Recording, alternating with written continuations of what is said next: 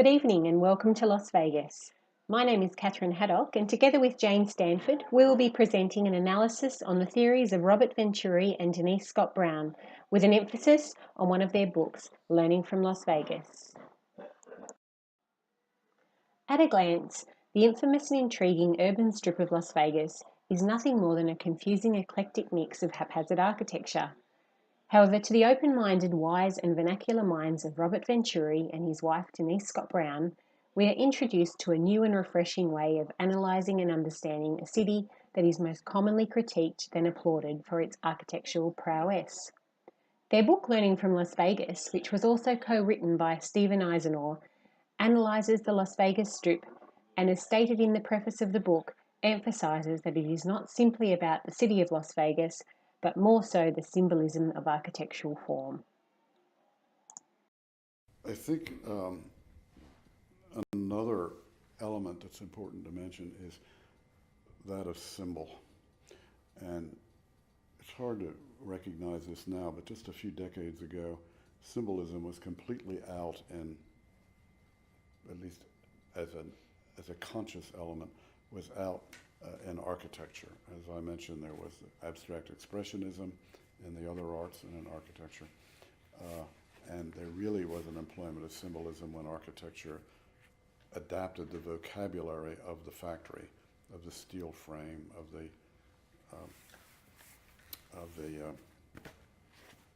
what are those little dot things on the steel frame? What do you call Rivets. It? Rivets and all that stuff.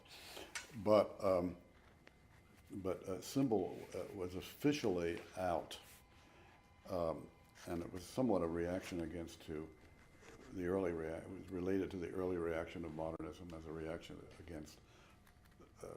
against eclecticism of architecture, adapting styles that existed in the 19th century, Gothic versus classical and all that. École des Beaux-Arts, classical, all that. So symbolism was out, and it was form.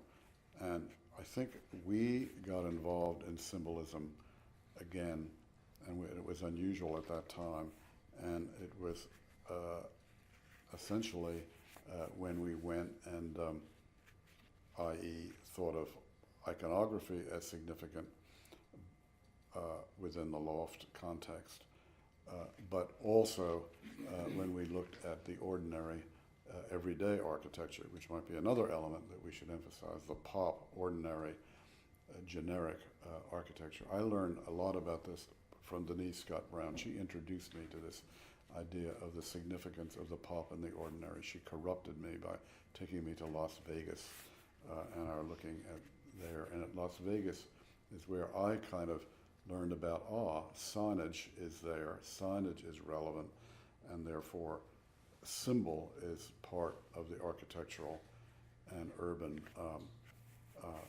vocabulary, that must be brought back into the vocabulary, the idea of form and symbol, not just form. And Robert Venturi was born in Philadelphia in 1925 and graduated from Princeton University with a Master's in Fine Arts in 1950. While at Princeton, he received architectural teaching from French architect Jean Labatut. From the 1960s, Venturi pioneered the postmodern rebellion against pure functionalism and the restraint of modernist architecture. His architectural works and writings both reflect his passion for symbolism, complexity, and contradiction. Venturi was mentored by Louis Kahn and took inspiration from Michelangelo and Alvar Aalto. Denise Scott Brown was born in Zambia in 1931 and graduated from the Architectural Association in London in 1955, later receiving Master of Architecture and Master of City Planning degrees at the University of Pennsylvania, where she met Robert Venturi. They married in 1967, and it was Denise who was the driving force behind the Las Vegas studies and pop culture influence, increasing the opportunities of architectural design. Shortly after, Denise joined Venturi's architectural firm, and together they continued to influence and teach others on their further towards architectural symbolism and their inclusive approach. Robert Venturi and Denise Scott Brown independently and as a team designed countless significant buildings. Their works and theories have influenced aspiring architects and design students over many decades. They emphasize their passion for vernacular architecture and communicate that building design is not always about functionalism, but can be fun and playful as well. One of their well-discussed projects is Guild House, as shown in image B below. Other renowned buildings are Episcopal Academy Chapel, Robert Venturi's mother's house, image C, the Bank, Fire Station No. 4, and works at Princeton University, to name a few. At the time Learning from Las Vegas was written, Venturi and Scott Brown were university lecturers at Yale University and used Las Vegas as a case study with a selection of their design students. The architecture of the Las Vegas Strip opposed what other architects saw as valuable and meaningful. Venturi and Scott Brown were prepared to understand the persuasive architecture of communication, and this is where their thorough analysis of urbanism began. Las Vegas. Robert Venturi underlines symbolism as the main purpose for the book, Learning from Las Vegas. What was the effect of Learning from Las Vegas? Do you think the title is a bit misleading? Yes, it is. I think it was a wrong title to use in the end because it made people think the book is about Las Vegas. It essentially was a book about connecting with the symbolism of today and learning about symbolism in general in architecture. Denise used the wonderful phrase, from Rome to Las Vegas, and we felt very strongly that because we were relatively sophisticated architects in the sense that we could go and look at our American scene with more clear perspective. Las Vegas, unlike many cities, was developed around the concept of communication, with fast-moving vehicle traffic the main focus. It is a place where signs connect the building to the road. Unusually, along the Las Vegas Strip, buildings and signage were created as two separate entities who work together to present themselves in the most effective way in capturing the attention of passers-by. This is unique to what we as people generally understand within the built environment. Buildings normally act as a united party of space and symbol, which can result in people misunderstanding the urbanism or Las Vegas Strip approach. Learning from Las Vegas helps to open up our minds into the so-called ugly world of architecture via communication and signage. Las Vegas represents a city that is designed to capture the attention of moving vehicular traffic. On a local perspective, Australia's Gold Coast Highway represents a similar trend in this style of communicative architecture. With the Gold Coast's rapid growth in infrastructure and developments, buildings seem to pop up overnight and the strip landscape of the area changes and the fight for visual attention heightens. The Gold Coast aspires to be like Las Vegas. In the book The Australian Ugliness, Robin Boyd refers to Surfers Paradise as Austerica. It is here you will find neon signs lighting the strip, fabulous floor shows, and an array of American-style food and hotels. As quoted by Boyd, the typical Australian small, prosperous town is all but smothered with advertising.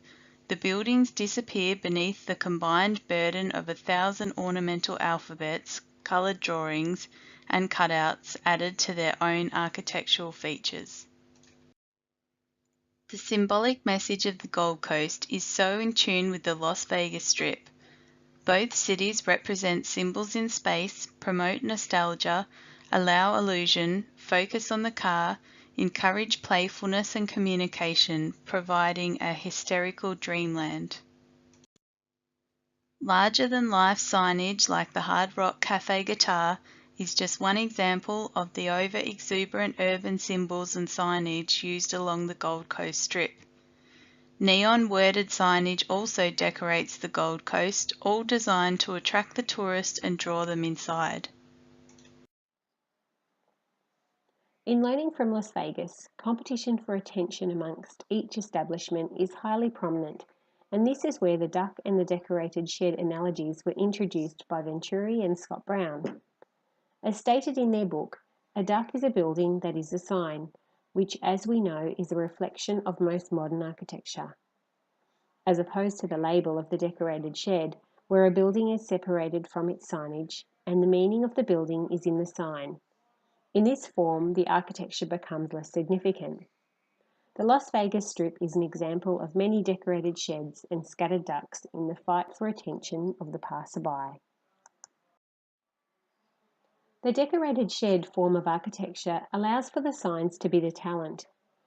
Whether it is through mesmerising neon lights, sculpture or giant signs, each establishment creates whatever it takes to compete with and shrink their neighbour's street appeal. The Dunes Casino is a clear example of symbol over space, with its indulgent sign full of neon lights, extreme height, complete with the inclusion of neon-lit palms, providing guests with a clear path to the entry of the building. As quoted by Bat in 2003, in a landscape of big signs, small buildings and high speeds, architecture becomes a symbol or a series of symbolic systems in space competing and often contradicting each other. Buildings do not just denote the functions they house, but functions as signs conveying multiple meanings. This was expressed by Venturi and Scott Brown in their book Learning from Las Vegas, and this manner of architectural communication is also popular on the Gold Coast Strip, as seen in the very prominent hot dog stand below.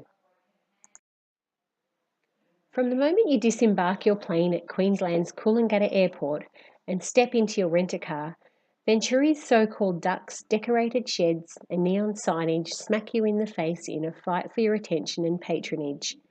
As you drive along the Gold Coast Highway, you are greeted with tacky roadside sculptures, larger-than-life signage covered in neon and light bulb lighting, fast food signs and ugly motels with signage that makes them seem even less significant.